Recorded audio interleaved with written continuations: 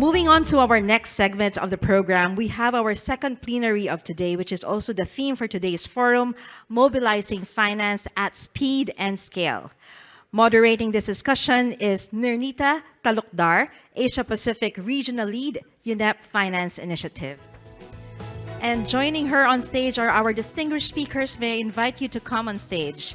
Mr. Kurt Metzger, Energy Transition Director, Asia Research and Engagement. Melissa Moy, Head of Sustainable Business, Group Corporate Sustainability Office, UOB. Lucita Hasmin, Group Sustainability RGE and Director of Sustainability and External Affairs, April. And Mike Ung, Group Chief Sustainability Officer, OCBC. Passing the time over to our moderator, Nernita, for this panel. Thank you. Thank you, and good morning, everyone. Welcome to this vital discussion on mobilizing finance at speed and scale, which is a part of the Unlocking Capital event today. Want to thank EcoBusiness for inviting me to be a part of the moderation today with all the esteemed speakers. Maybe just allow me a moment to highlight about UNEP-FI out here. So, as mentioned, I'm Nernita Talukdar, and I work as the regional lead for Asia Pacific at UNEP-FI. UNEP-FI, which is the UN Environment Program for Finance Initiative, we are convening a large network of around 500 financial institutions, mainly banks and insurance companies, towards working on global guidances and norms related to achieving the Paris Agreement goals as well as the Sustainable Development Goals. We are working across the globe, and in Asia Pacific, we are working with more than 100 financial institutions on basically looking at supporting the financial institution in sustainability integration, in capacity building of financial institutions, and also strengthening the agenda on sustainable finance across the region. Before I introduce the panel, maybe we have this question that I would like to pose to the audience. If you could scan the QR code, and the question is, what are the main challenges in mobilizing finance for Asia's sustainable transition? Policies, of course. Any more? Okay, really ask you guys to fill in the QR code, fill in the Slido question, but policies definitely, okay, geopolitics, I think this came up in the keynote address also today. Maybe one thing I also wanted to highlight that in the morning today, Mr. Ravi Menon also talked about how there is nearly 80% more finance that is needed to address mitigation and adaptation. And of course, this is something that not just public finance would be able to do, and there is real need for private finance to plug that gap. Before I highlight about this, just again, really great to see all the responses out here, the knowledge gap, looking at a holistic approach, looking at the need for bankability. I think these are things that we will be talking about through this panel discussion today. I also want to talk about and quickly highlight about something that UNEP-FI has, which is the Principles for Responsible Banking, which is a leading sustainability framework for financial institutions. And when we started in 2019, we were actually only 30 banks that had signed on to the principles. And today, we are working with more than 350 banks across 80 countries.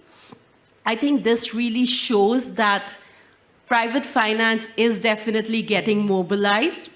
We are working, as mentioned, across 80 countries, and sometimes the policy level gap still might be there, but we are seeing financial institutions themselves actually being quite ambitious.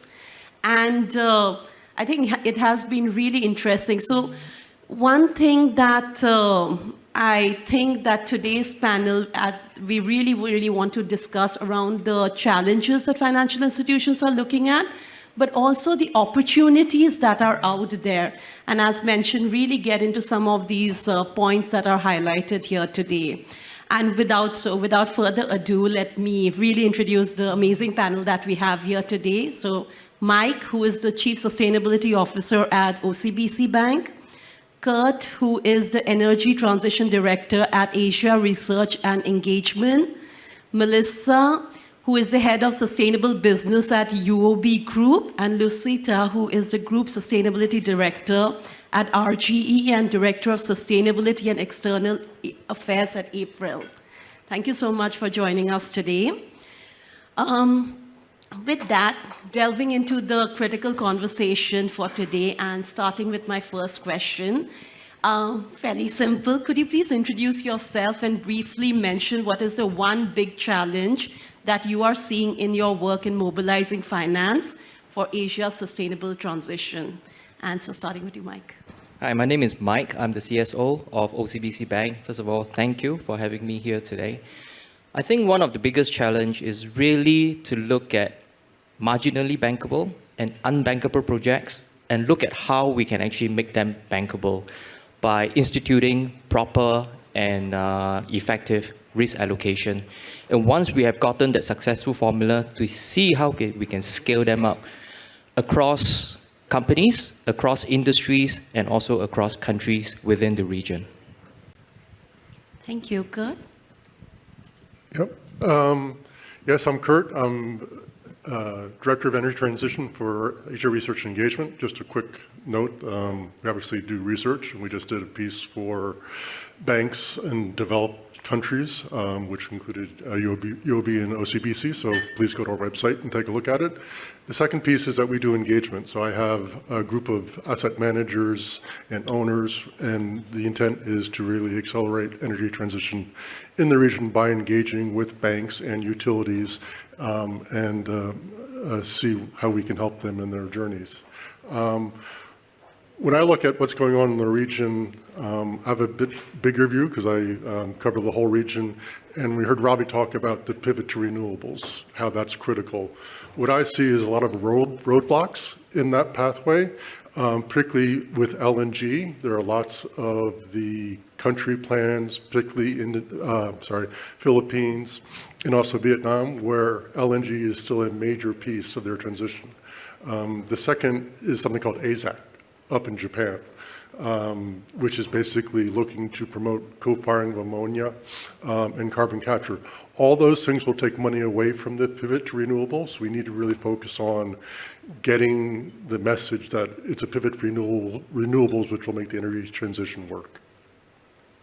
Thanks, Hi, I'm Melissa Moy from UOB and Head of Sustainable Business within the Corporate Sustainability Office, sorry.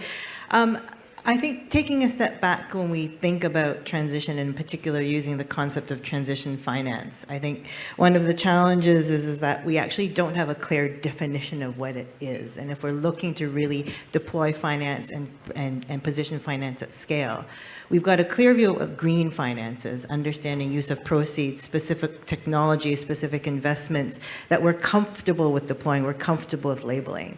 But if we think about transition finance and the fact that we actually don't have a clear view, you've got some definitions on what it is from a hard-to-abate sector with specific use of proceeds. You have SLLs on the green side.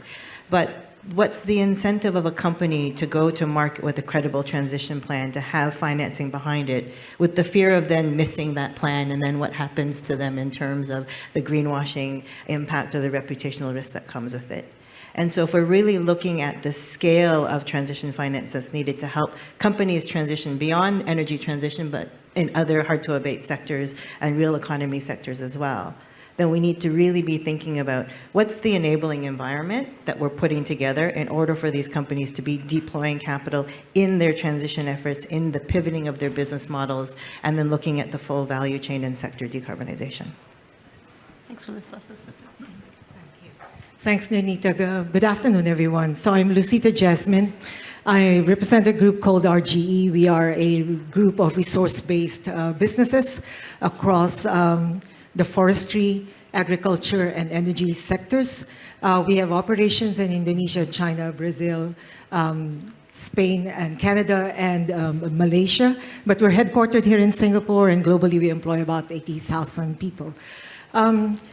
As a resource-based business, let me just take that lens in identifying a particular challenge that we've been trying to address within our sector. We speak a lot about investing in infrastructure, but the one critical or fundamental infrastructure that underpins the region's sustainable transition is basically our natural ecosystems. And I think we all would recognize that nature is still immensely underinvested among the different streams of investments that we're identifying in terms of sustainable transition. It's been written that biodiversity and nature loss could actually impact about 60% of the region's GDP. At the same time, there are business opportunities that could be up to $4 trillion by 2030 if we do pursue nature-positive business opportunities. But if you speak to a local community in the developing economies where we operate, like for example in Indonesia or elsewhere, an agricultural plantation would always have more value for them than a standing forest. And why is that? It's because we don't pay them for sequestering carbon, for providing ecosystem services such as water provisioning or food provisioning or flood mitigation and all these other ecosystem services that nature provides. Many of the conservation organizations that operate in some of the developing economies are all challenged in terms of funding because they don't have long-term certainty of funding. And conservation and restoration are long-term commitments. Restoration could take decades or even a lifetime.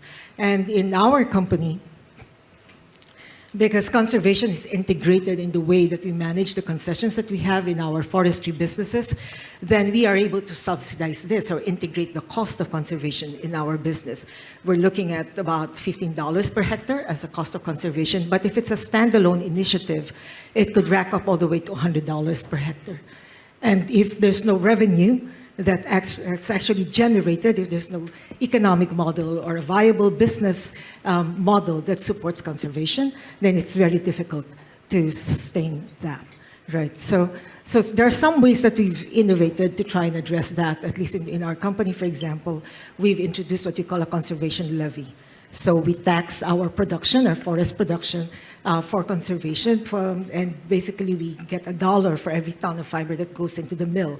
So on a yearly basis, there's about $15 million that plowed back into conservation. We also try to generate revenue by coming up with carbon projects. So one of our ecosystem restoration projects in Indonesia, about 150,000 hectares of it, has a validated, verified carbon project, and it could generate up to 6 million tons of carbon credits over a lifespan of 56 years. So that's a potential opportunity for for conservation organizations. But at the same time, of course, we know where the voluntary carbon market stands right now. And what are the challenges that come with avoided emissions, where we give more value to forests that are being restored, meaning they've been converted first and then replanted, instead of preserving or conserving intact forest landscapes.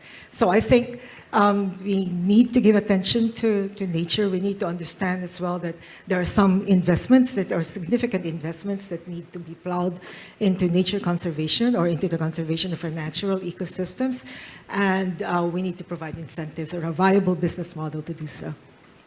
No, thank you, and thank you so much to all the speakers for starting us off. I think a lot of the challenges that you mentioned here was also reflected in the Slido poll that we did. So maybe just coming down to transition finance, because I think that's something that you both mentioned, and it is something that we also heard in the keynote address, the welcome address being spoken about.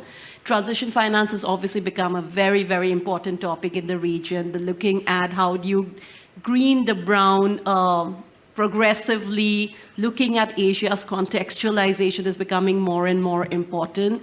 I have been in another panel earlier where actually I've heard that transition finance is marrying of the ambition with reality. So maybe just keeping that in context, coming to you, Kurt, with my first question is, how is ARE as a civil society group engaging with the lenders in the region that you mentioned on the phasing down of coal? Yes, I mean, I think all lenders we talk to want to lend money. They know it's a big issue. It is the biggest issue in the region to phase out. But we don't have a bankable deal yet. The ETM has been going on for a couple of years plus. I think we finally realized that we need more money on the table. Now we're looking at transition credits in the Philippines.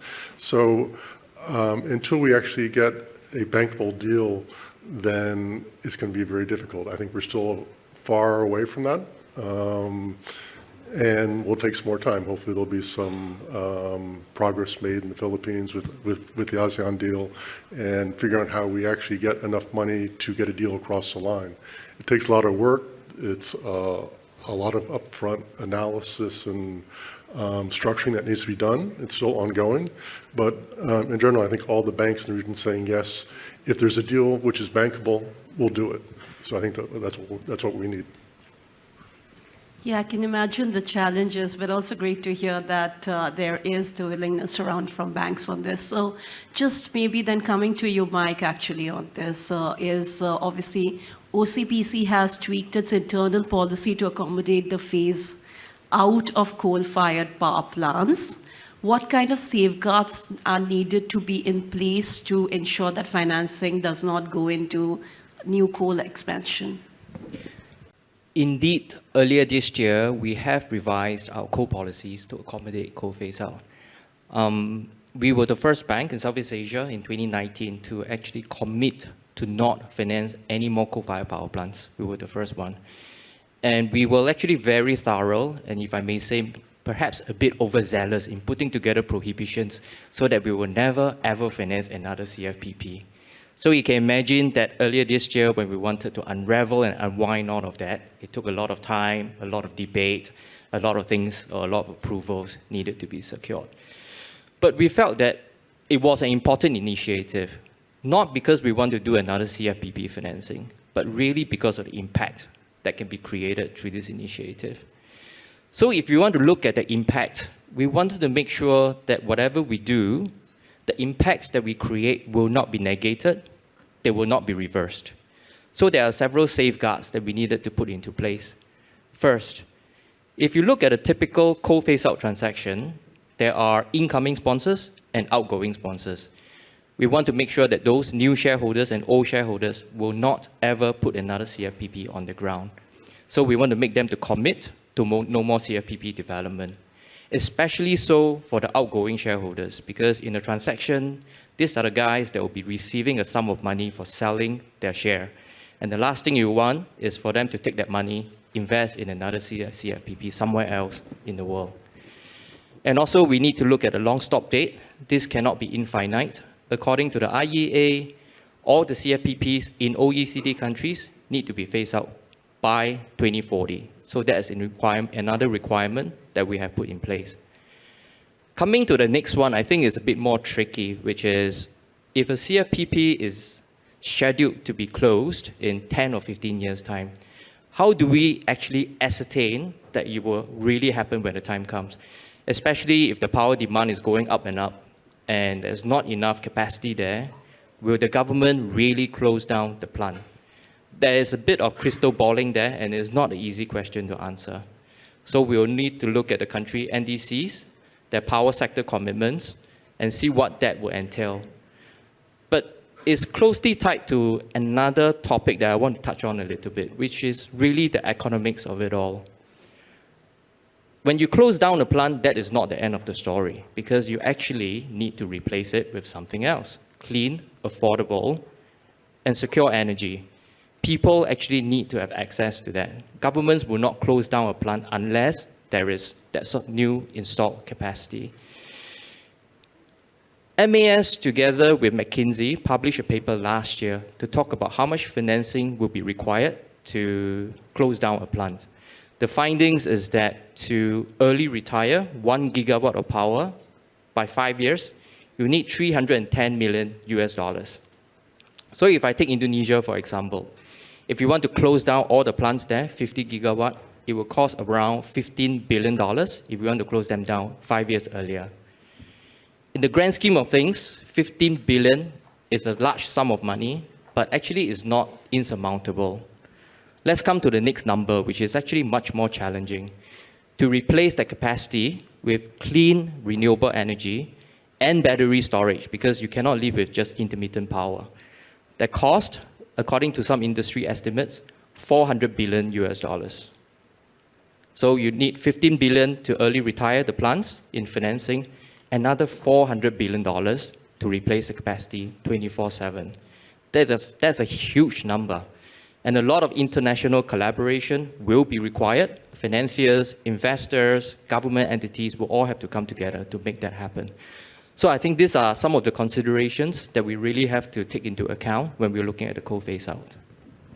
Thanks, Mike. Really interesting. Also, I mean, I think it also doesn't lessen the challenge because in Asia, we're also looking at a lot of new coal power plants that are coming up, right? So just maybe going beyond coal and talking about the other hard-to-abate sectors, what do you think that banks could be doing or should be doing as we move towards or start looking at our approach on transition finance? Over to Melissa. So I think in the other hard-to-abate sectors, and going back to sort of the initial comment that I made, there needs to be sort of a clear definition of and understanding and support of how are we looking at transition. So I think in the early stages when transition finance came out as an asset class, we talked a lot about, well, how do we define within oil and gas, what are the specific technologies that we can then say, this is transition finance, it's going to help our brown companies become less brown, it's going to be a way to get them to the green side of things. And I think the challenge that we're seeing in that particular definition is that we're not seeing a huge deployment. We're not seeing the uptake of the technology itself, and it's difficult to see credible transition plans in market that can be assessed to be aligned to have that sort of high level of certainty that we need in order to build that asset class. And so I think what we need to start thinking about is, in particular, transition finance is more of a how do we support financing companies in their overall sustainability journey? How do we support them in their decarbonization? How do we ensure that we can think about financing not just with these very particular small strict boxes, but really thinking about from a sectoral perspective, how do we move them from above the decarbonization curve that we've all made in terms of our banks for our net zero, closer to the line and below the line? And how do we think about financing in a way that supports them at scale? And so part of that is then working on sector-specific conversations, looking at the full value chain. What are the activities that we can look at, whether it's through energy efficiency, whether it's through easily adaptable technologies that help them make those early reductions and then plan for future reductions in the next number of years. So it's sort of thinking, putting back on its head, what is transition finance? How are we looking at it, not just in a traditional, very hard to abate sector, but looking at the whole real economy. Thank you. With the Net Zero Banking Alliance, we have started looking at it from a sectoral angle, but I think it's still a long way to go to also look at it from a region-specific manner, right? Well, it's absolutely necessary, and what Ambassador Rabi talked about this morning is one of the key factors being sectoral decarbonization plans. I think that's absolutely true. And I think what we need is actually to take that a step further. If we have a sectoral decarbonization plan that is country-specific and then aligned with a country-specific NDC, then we have a plan of how a particular sector will reach and contribute to a country's goals. If we then back that up with an investment plan and the appropriate policy levers, both from a regulatory carrot and stick perspective, then we have benchmarks and goals of reductions that then the economy can step behind. Then we have a proper incentivization, a proper valuation, and then the banks and the financial institutions can get behind it. But in the absence of that, particularly with transition, we're still not seeing necessarily the value add behind it. And the question we often get is, well, how do I then pitch this? How do I see the actual payback period of X, Y, Z intervention? And if we can have those sectoral pathways, those plans, those investment plans, and then targets, then you have a clearer path to why an investment in a particular decarbonization technology or just in a general shift in business would actually be advantageous. Thank you. Thanks, Melissa. Coming to you, Lucetta, I mean, obviously we're talking about transition finance here, and then you brought up nature and deforestation becomes very, very critical around that. So how, from a perspective of the private sector, what do you think that banks could be basically supporting in when private sectors are looking towards a green transition through their lending instruments? And in our group, in RGE, 3 years ago, we adopted the decision that all our financing deals will be sustainability linked, right? So we have been actually securing sustainability linked loans for our forestry company and also for our agriculture companies, Apical and Asian Agri. Basically, what this means is that we're really trying to mainstream sustainability into the business by having it some sort of a financial impact. But it's also our way of bringing the banks into the scrutiny process, into the transparency process, because all the loans that we get are actually linked to KPIs or specific targets. And these targets are, of course, defined right at the onset with proper baselines that are assured, agreed with the consortium of banks, and then eventually assured by a second-party opinion provider that the banks themselves actually contract so that they can get an assurance that, number one, the targets are relevant to the business strategy, material to the stakeholders, ambitious enough, and then, of course, the data collection methodology are all verifiable, replicable, and fit for purpose. So this has been happening, and in April, for example, one of the bigger business groups under RGE, we're into a second tranche of our sustainability-linked loans. It's interesting because I was listening to a panel a few weeks ago when it was mentioned that you do realize that it's not in the interest of the banks that you succeed in your KPIs, because it's going to cost them money, because it would mean lower interest rate. And it was a little jarring for me at first, because I thought, surely the banks do not go into SLLs with that mindset. It's them saying, we have a skin in the game and we want to encourage you by giving you that incentive that if you meet your targets, in fact, you can get lower interest rates. Yeah. So I think what we're saying here is that sustainability-linked loans, just like all other solutions, need to be encouraged a bit more. There is some scrutiny that is happening on how SLLs are actually implemented by the banks. There are some doubts that are being cast on the credibility of the process and the ambitiousness of the targets. But we need to allow space for such solutions to be tested. And we need to encourage companies and banks as well to engage, in a safe space where corrections or improvements can be done over time, right? Because otherwise, if we expect perfection right at the onset, it could become a case of perfection becoming the enemy of the good.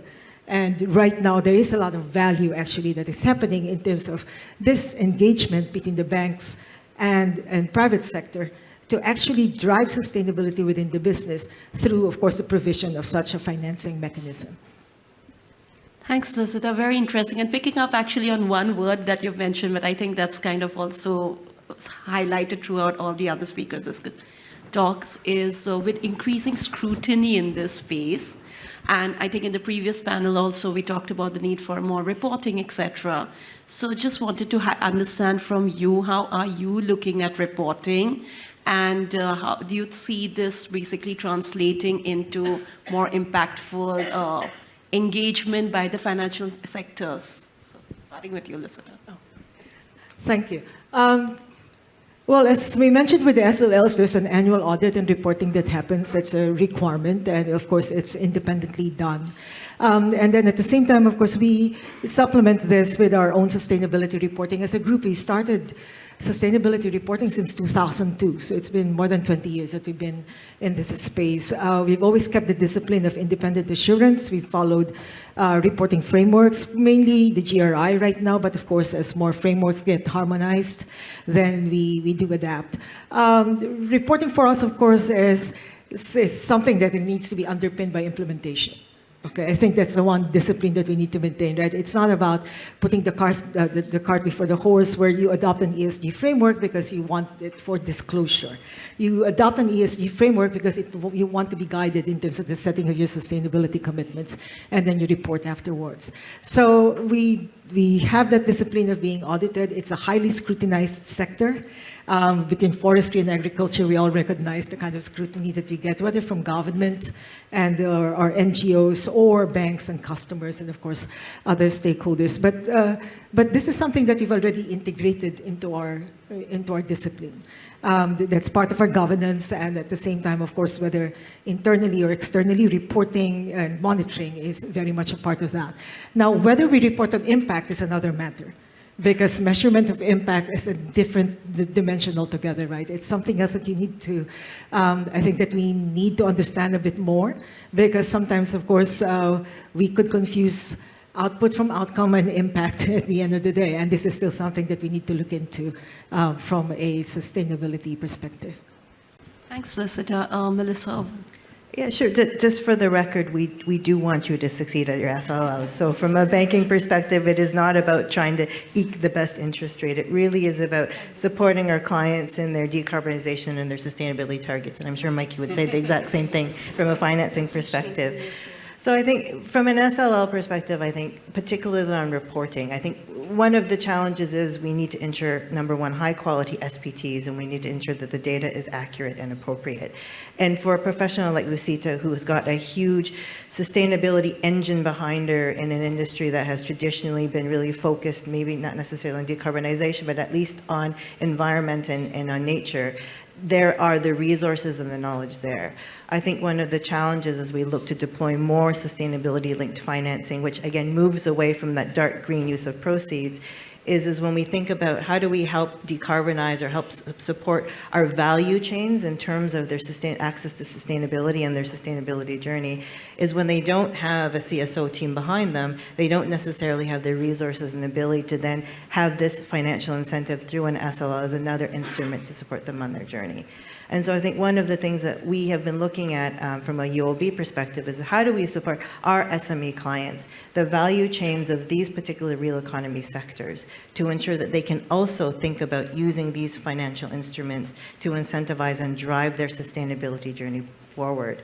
And so we have programs in place that support our SMEs to understand how do they benchmark their baseline in terms of their emissions, how can they work with developing a sustainability plan and roadmap for themselves, how can they work with particular an ecosystem of supporters, of suppliers, of consultants that can help them measure, report, certify, get the certifications, get the rankings from CDP and their improvements, which then demonstrate to their queen bee suppliers who are tracking them and their scope 3 emissions and their commitments, and be able to then access preferential SLL financing in a way that is simplified, in a way that we feel comfort with, that's assured, that allows them to then really move along their journey rather than sort of be paralyzed with this idea that I can't access sustainable financing or I don't have a plan in place because I don't have the initial resources to move forward.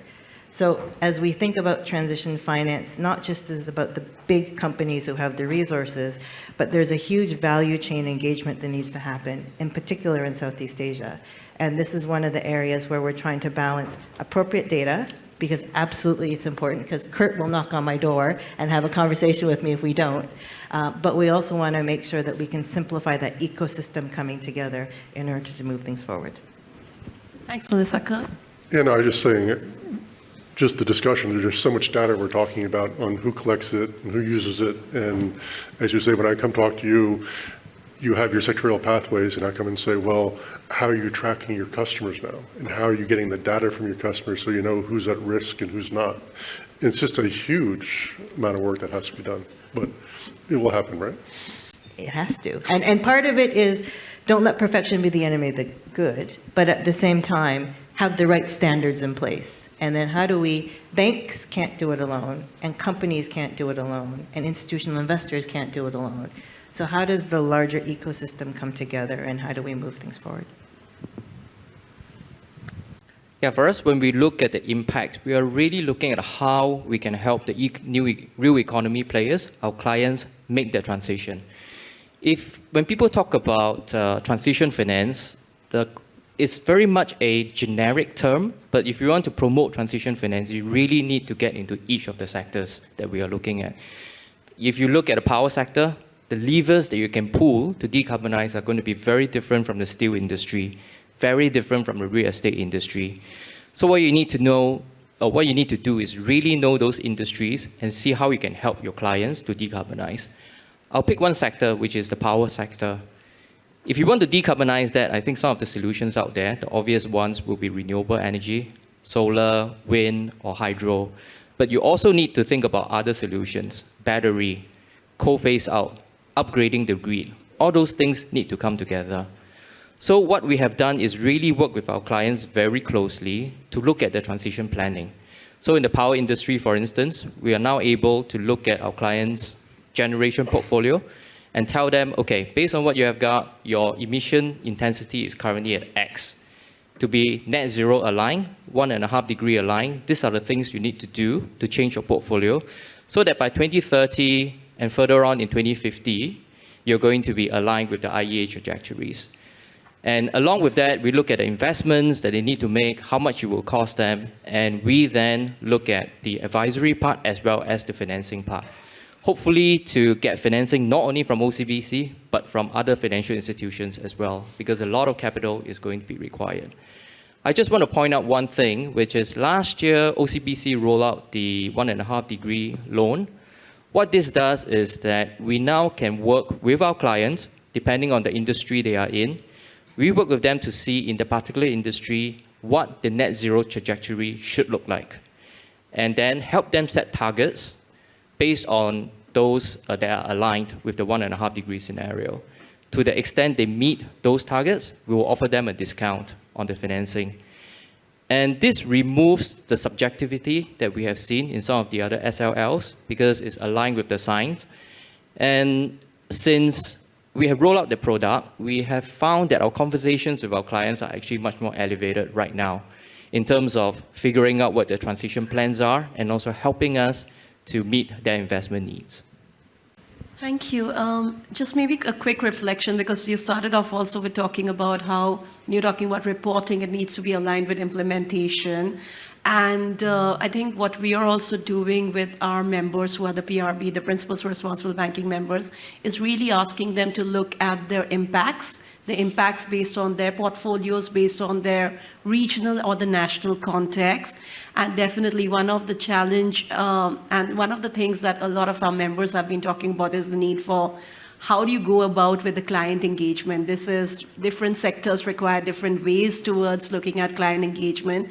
And in Asia, it becomes way more difficult because the SME part comes into a huge number of your portfolio, right? So I think these discussions will just have to become much more pronounced, but it's really good to see that it's moving forward in a lot of ways. Like I was reading a report, I think a guidance from Malaysia, maybe a year or lesser than a year back on looking at how SMEs are reporting. So we see that there are small movements going forward. So, and just maybe a last point on this is absolutely the need for ecosystem to really come together is increasingly becoming very important. But going on to the opportunities part also in a way, so Mike, you started off this discussion with talking about bankability. And so just wanted to talk about what are some of the success cases of non-bankable industries becoming bankable that you have seen over the past few years?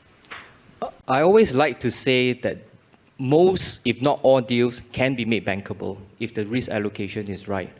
And I think that is especially so when it comes to some of the emerging technologies that we are seeing. I'll give you a couple of examples. Carbon capture and storage, that is relatively new, emerging, and we have recently participated in a CCS project in the UK.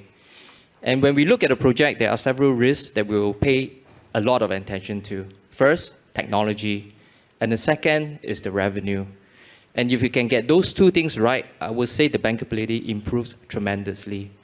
I'll touch on the revenue part. For new technologies, typically you will need some support, very often from the government entities. And in that particular project that we looked at, the borrower gets its revenue from the emitters that will be providing the carbon dioxide. However, for whatever reason, if the emitters cannot pay the project company, that revenue risk is actually backstopped by the UK government. So the UK government will top up the shortfall should revenue not be coming from the emitters, and is based on a fixed return on the investments that the borrower makes. So in that particular case, demand risk is removed, price risk is removed, and we know for certain what the revenue is going to be forthcoming on a monthly basis from the project. So that gives the certainty, especially for a CCS project. That is really something we need to pay attention to. Then the next is technology risk. How do we actually ensure that the carbon is captured? So fortunately for this project, that risk is passed on to another project counterparty, so our borrower does not take that risk. So I think risk allocation, if it's done right, will promote bankability. And in terms of Asia, I think there are a lot of use cases for that to happen. And if the risk allocation is done right, industries and technologies can be scaled up. One case in point is the offshore wind farm industry in Taiwan. When that was initiated 2017, 2018, it was rather nascent and there were quite a lot of risks. But what the Taiwanese government, to their credit, was they implemented a regime that made it much easier for banks to bank the sector. So the first regulation was that there was priority dispatch. So the offshore wind farm actually get to dispatch their generation before the fossil fuel plants can. So in that case, the demand is assured. Then the government also introduced the FIT structure, feed-in tariff, where each unit of electricity generated and dispatched will get a fixed price. Again, in that particular case, the demand risk, price risk is assumed by the Taiwanese government. So I think at the end of the day, bankability is really a subject of risk allocation. So whenever you hear someone say this is not bankable, there's always a way to do it if it's allocated to the right counterparties. And once you get the formula right, the capital will flow. Thanks, Mike. And just talking about getting the formula right and passing on this question to Melissa, what are some of the promising financing structures that you're seeing emerging that can be scaled across the region? Because I think Mike also talked about the need for scaling up. And yesterday, actually, my colleague Romy, we were doing this nature masterclass.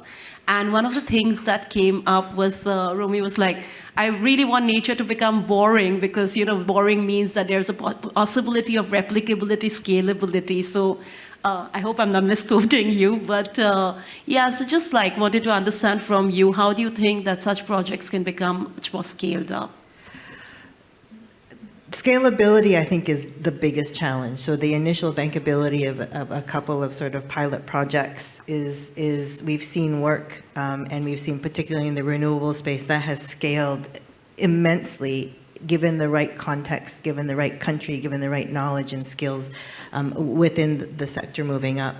I think so first of all, I'm not a project finance banker, so I can't get into the details of the sort of the risk sharing and so on and so forth. But I do think that from a potential movement, I'm actually an old school person who thinks that there's a whole bunch of existing technologies that we are already bankable but aren't scaled yet. And so one of the areas that we think is really interesting is energy efficiency. So there's a huge whole host of, even if you look at building efficiency, using IoT, using different ways of more efficient chillers and coolers, redistribution, district cooling, all of these pieces that all have potential to actually help push back the demand for energy within this region that are already bankable, already scalable, the technology exists, the expertise exists, and it's something that we can deploy at scale to get us up that first hump of reducing our emissions. And as we look at some of these technologies like CCUS or hydrogen or others, which are super sexy and we love to talk about them, the scale of implementation and scalability is not 1 or 2 years, it's 5, 10, it's 15 years, it's 20 years, it's 30 years. And so as we continue to look at these innovative blended finance structures and other structures, the risk sharing that will help us get those demonstration projects that can then get the scale of production and financing and the expertise needed within banking and within the sectors. We should also be looking in parallel at these more old school, low tech solutions that already exist and plugging that gap. And part of it is trying to find the right financial incentives, trying to find the right regulatory environment, and trying to find the right sort of policies so that entire industries and sectors come to play. So Singapore, for example, if you look at the real estate sector here, and Singapore is this sort of unique beacon of ability to have government policy and regulation in place and a very compliant group of companies who work here. As you look at the work of BCA, Gold Mark, Green Plus, Platinum, where they can put in standards for energy efficiency so that you can have this deployment at scale, which then sees this implementation and the growth of technology and the growth of innovation around it. And so if we think about these sort of early, shorter term, more pragmatic ways of how we can be thinking about bankability and thinking about deployment, we should, I think, be also in parallel with these big sort of moonshot ideas, be focusing on these more scalable projects. Thanks, Melissa. And maybe from there, coming on to you, Kurt and Lucetta, for this question. And this relates also to the first answer that we received on the first question regarding policies. Very aware of the time, but very quickly, actually, to both of you, what policies would you think should be there to ensure that there is credibility or the scaling of financing basically taking forward? Like, what are the policies or what should the government be doing? Well, I mean, if you're setting up basically bankable deals, you need the regulatory environment, let's say for renewables, feed-in tariff rates, all the things which when you put them all together, you can say, okay, this is a bankable deal. There's certain progress made in Vietnam in regards to that. So it's just not one, it's a whole constellation of regulations and policies where a bank can go say, oh, yes, we see the risk and those risks have been taken care of in regards to pricing risk, pricing demand and supply. Because as you're saying, we can't wait 20 years for our technology. We have it's 2030 we're talking about. It has to be things we can do now, energy efficiency and things like that. So we can put things quickly in place which will help companies say, yes, I'm willing to invest in this. We get a reasonable rate of return on our investments. And the banks say also, yes, that's a bankable deal. So it's just not one, it's making sure all the little pieces come together. It's not just one little thing. Yeah, I can imagine there's a whole lot of things needed to come together to ensure an enabling environment. But same question to you, Lucetta. As Kurt mentioned, I think it's a whole suite of things, right? It's policy, it's regulations, it's incentives. Some governments in the region are giving all the right signals. Just last week at the Indonesia International Sustainability Forum, Singapore and Indonesia announced this collaboration on cross-border export of renewable energy, where solar power that will be generated in Indonesia is actually going to be imported by Singapore. And this regional collaboration is really giving all the encouraging signals to the private sector as well. But at the same time, if you look at the need for incentives, like tax breaks or some other form of fiscal encouragement that can be given to private sector to invest or to look into transition finance a bit more, I think that could still be encouraged. We have an estimate of about $33 trillion that's allocated for fossil fuel subsidies in the region alone. And if you can just imagine if a fraction of that can actually be diverted towards renewable energy or other more sustainable initiatives, then that would really make a huge impact, right? In Indonesia, for example, some of the restoration concession license holders are actually taxed. They need to pay land taxes. And in the absence of any revenue, and with some of the grants that they received actually restricted from being used to paying taxes, then they do have that problem of being saddled with this huge amount of back taxes. And sometimes they do come to us to say, can you help us pay the tax? Because if they don't pay the taxes, they lose the concession licenses, and then there goes the conservation program, right? So even just the basic rethinking of how do you actually incentivize conservation by not even just saddling it with tax, for example, is something that could really create a lot of impact, right? And then, of course, encouraging more public and private sector partnerships. There are a lot of sensitivities around the participation of private sector in some government-led initiatives, and this could be really just encouraged a bit more. We speak of technologies and climate technologies specifically, and everybody's thinking that perhaps this is the next space for competition, like it's the next competitive frontier for everyone. But actually what we're seeing is more of collaboration, which is interesting because, for example, the two new business streams that we have gotten into, sustainable aviation fuel and solar power generation, these are both collaborations or joint ventures with private sector and of course with government support. So I think encouraging collaboration also public-private sector or between private sector would really count a long way. Thanks. Again, going back to the morning addresses by Mr. Ravi Menon, and also just, I think someone else also talked about the need for looking at geopolitics. I think this obviously comes into that conversation. Very aware of the time, so maybe I'll just take a couple of questions here, but also encouraging the audience that we'd be happy to take a couple of questions from the floor itself. So if you want just to ask a question, please pick up your hand. But going to the first question out here, Ravi Menon talked about the ASEAN grid. What are your thoughts on cross-border energy trading solar power projects between Singapore and Indonesia? I'll say critical.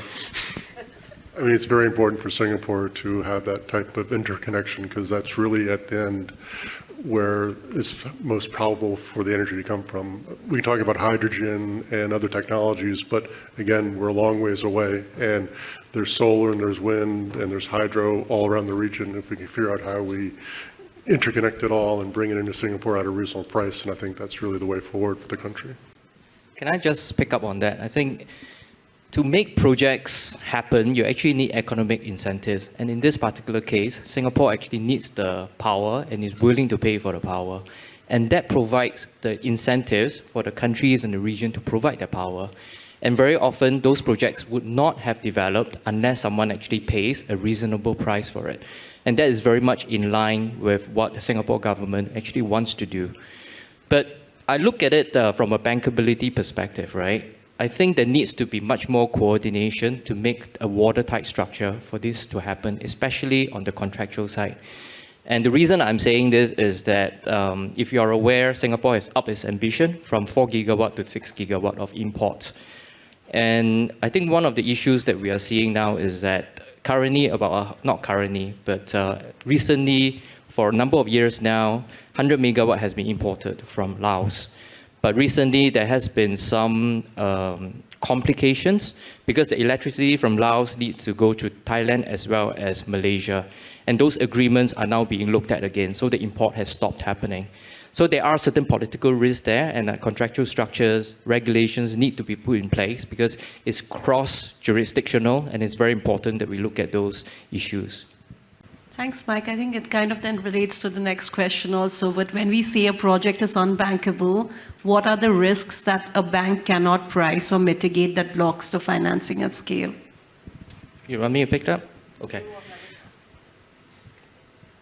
I think as a bank, we are actually quite good at looking at certain risks. So construction risk, operating risk, even technology risk, those are the things we can assess, potentially mitigate, and work with the client to make sure it's allocated properly. There is one particular risk that we actually find it quite difficult to manage, which is really the political risk aspect of it. And when I look at political risk, I'm looking at contract breach, I'm looking at currency risk, I'm looking at war and political violence, change of law, etc. So those risks as a bank, very difficult for us because if anything goes wrong, we can't really march into the government office and says, you breach your contract. But for those where we really need help is the blended finance, where we have the export credit agencies or the MDBs like the ADBs and the IFCs to actually come in because they are the 800-pound gorillas that can manage this risk much better just because of the G2G connection that they have got. So I would say that is one prime risk that banks find difficult to manage. Just from a philosophical perspective, too, I think we need to remember that not every green deal is a good deal. And at the end of the day, we have a responsibility to ensure that we protect our risk appetite and our credit so that we can continue to bank the economy. Thanks, both. Unfortunately, I don't think we have time to go through all of these questions, but maybe one last question to you, Lucida, specifically. How can FIs and other stakeholders help the real economy, like RGE, with its transition in Asia? Okay, I think number one is, of course, engaged in the whole process, right? Or in the whole sustainability journey. Melissa was talking about really understanding the whole value chain. The first experience with the financial institutions and the banks for us was basically really just risk management, conduct of due diligence, and then them telling us, these are the things that we don't expect you to do, and that these are the things that we expect you to do. But through the building of the relationship and through them understanding the business context, and particularly in developing economies where there are socio-political realities or socio-economic realities that need to be factored into the whole sustainability process, right? It has become really critical for the banks to have an understanding of that context. And I really appreciate how Melissa is talking about sectoral pathways, and not only sectoral pathways, but really looking at a value chain approach. So not just pushing the responsibility upstream, where the producers take on most of the responsibility for sustainable production, for example, but really trying to engage how can they influence, how can they incentivize, how can they finance, how can they take on more of the risks, how can they help finance solutions even if they're not tested. And how can they allow course correction to happen over time? Because we are in a situation where all solutions need to be on the table. And we need to be much more encouraging of such risk-taking from the financial institutions and also from businesses like ours. And secondly, Mike spoke about successful use cases. We need to start casting more spotlight on such lighthouses, whether they're successful or whether they're promising. But this is how we encourage others to get into the same journey as the rest of us. I think I'm just reminded of a story that was told by one of our advisors, where he was saying he was actually in a meeting of climate activists. And when they were trying to decide whether there's still a group of bruised romantics, like heartbroken idealists who are challenged in terms of managing the trade-offs of the transition, or are they stubborn optimists? Like they're going to try and plod on and, and go through the whole transition with the rest of the stakeholders. And I think my invitation to everyone is that we all choose to be stubborn optimists. Sounds great. Maybe to Melissa, Kurt, and Mike, just going from what Lucita said, one last thought that you want to leave the audience with today. So we need to have the industrial revolution of our lifetime, to transition from an economy that was built entirely on fossil fuels as an energy source to one that does not depend on it at all in the next 25 and a half years. And this is something that requires innovation and deployment of capital and change of pace that we have never, ever seen and will never see in our lifetimes. And so it's the everything, everywhere, all at once mentality that I think that we really need to embrace. That's fine. I'll echo that. I mean, time is running out. We are at a tipping point now. There'll be no way back pretty soon. And the repercussions are, we can't even think of them. At least I can't. I think to make the transition happen, we all have to vote with our wallet. What do I mean by that? Every time you bite onto a plant-based burger, or you sign up a solar contract, or you buy an electric vehicle, you are actually communicating something to the market, that there is a demand for that particular product. And when there's a demand, players will come together to try to make it happen, to make that particular product. And before you know it, prices will start coming down, economies of scale are achieved, and it happens. That's the case for electric vehicle as an example. So back in the 1990s, an EV battery would have cost $1 million. Just about 30 years ago, $1 million. Today is $10,000. So can we do that with other technologies? We very much can. But we all have to vote with our wallet, and in some cases, vote with your purses. Yeah. Thank you to all of you. I don't think I need to conclude. This has been an excellent conclusion here today. And it's been an honor to moderate this panel. Thank you so much to all of you. And also thank you so much to the audience for being absolutely so engaged. I think we have to stand here for a picture, if I'm not wrong now, but yeah.